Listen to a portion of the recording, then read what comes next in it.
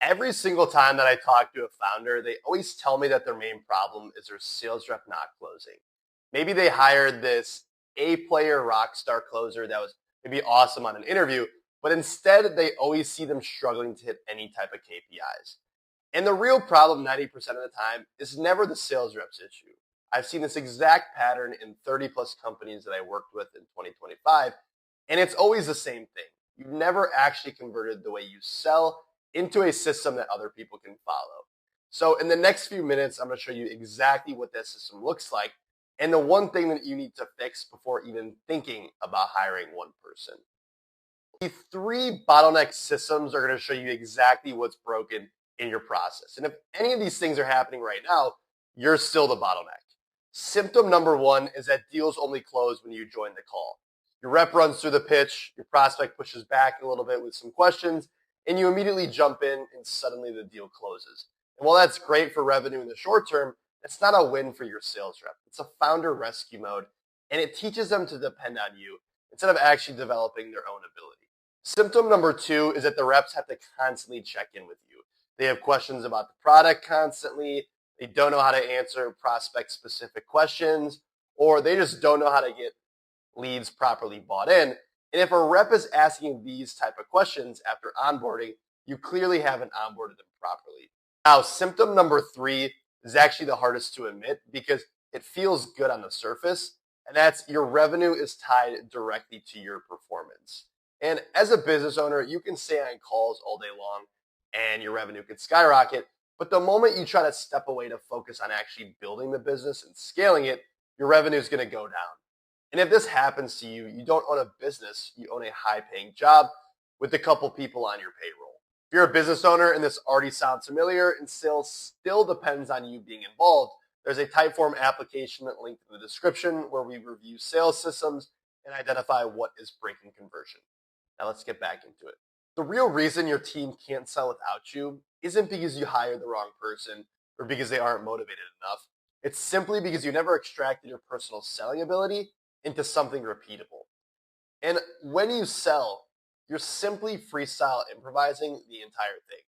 You adapt in real time, you feel the room, and you know instinctively what to say next. And honestly, you probably couldn't even explain why it works if someone even asked you. And you just know that it does work. And that approach cannot be transferred to any other person. And if the way you sell lives entirely in your head, your team will always underperform no matter who you hire or how much you pay them. And this is the exact bottleneck that I see time and time again. And it's not something you can hire your way out of. You actually have to build your way out of it. Now, here's exactly what needs to happen before you hire another person. I call this the pre-hire checklist. It has 5 components that we built together to remove the founder from sales completely. Now, component number 1 is your onboarding system. This is not a spreadsheet or a vague list of things to remember. It's a structured 3-day ramp where a new rep knows exactly what they're selling, who they're selling to, the pain points that the prospect feels, how to uniquely solve it, and the pricing structure of your offer. And by day 3, you understand the entire customer journey from first touch to close to client onboarding.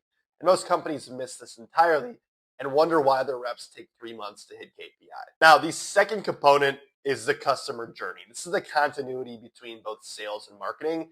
And in reality, no department should exist in a vacuum. Your sales rep needs to understanding the exact ads you're running, where they're running, and what the messaging says.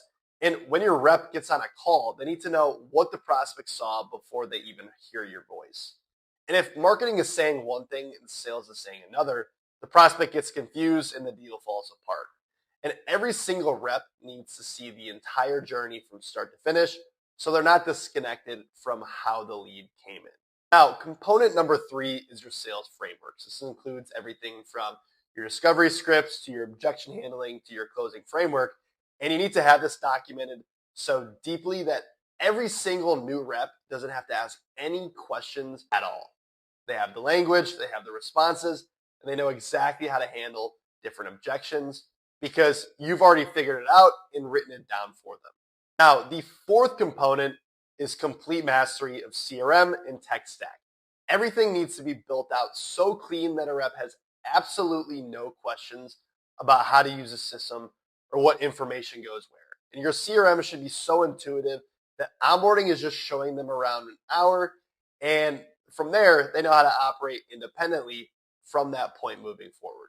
Now, the fifth component is rep retention and training processes. Once your sales reps ramp up and hit their KPIs, most founders just think they're done. And that's why you actually lose these reps. You need a training cadence of 2 to 3 sessions per week at the same time every single week. And now the fifth component is going to be rep retention and training processes. Once a sales rep actually hits KPIs, most founders just think they're done. That's typically where things start to go downhill. You need to have an actual training cadence. Typically what I do is I have team training 2 to 3 times a week. These calls cover call review, role play, and coaching so that they stay sharp.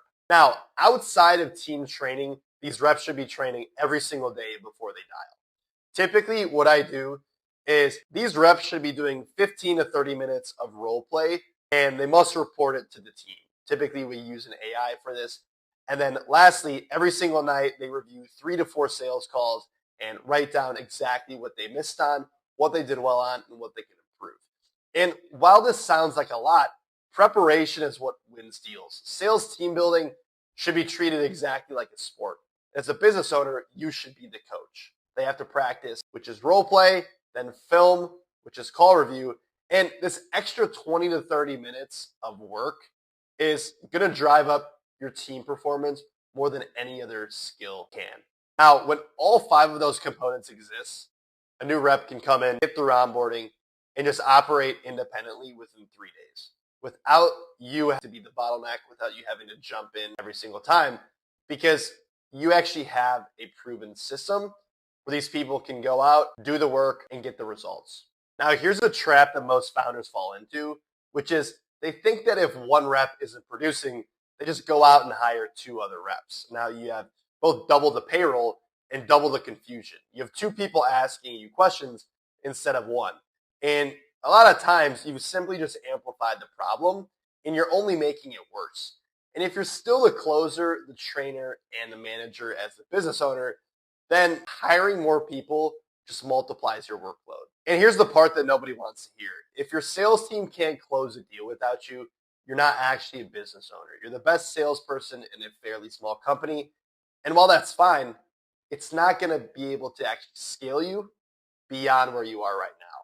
And your real job as a business owner, it's not to close deals forever. Your job is to build a machine that closes deals without you having to be there constantly. And once that exists, then hiring becomes an actual leverage play instead of just adding more people to a broken system. Stop hiring, start systematizing. And if you're ready to build a sales team that runs without you, apply in the type form below, and we'll see you on the call.